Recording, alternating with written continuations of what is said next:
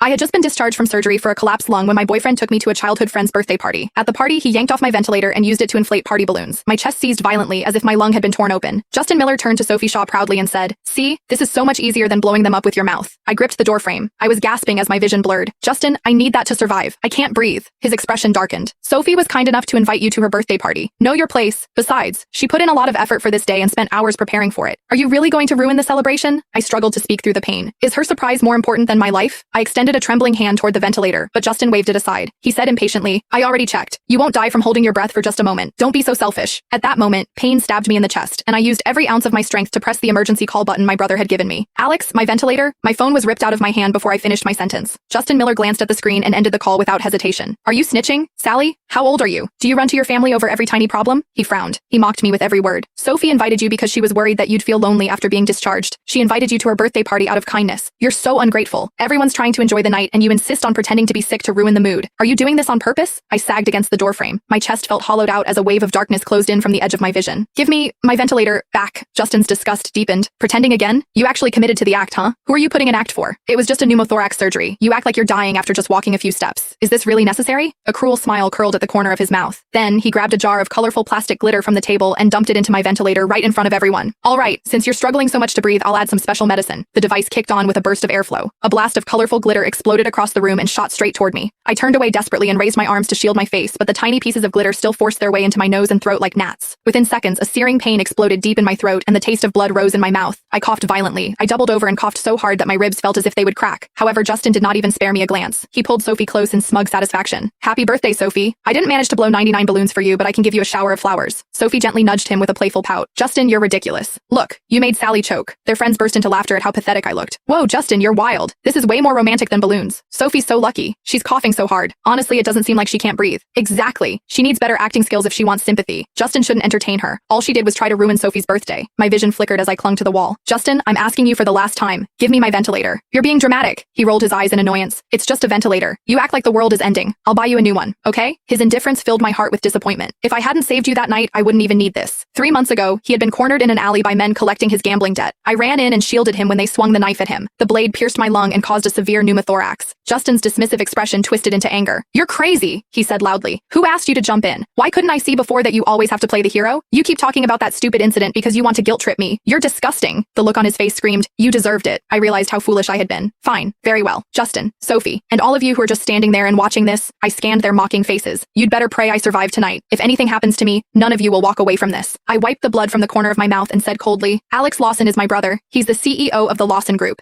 If something happens to me tonight, he won't spare any of you."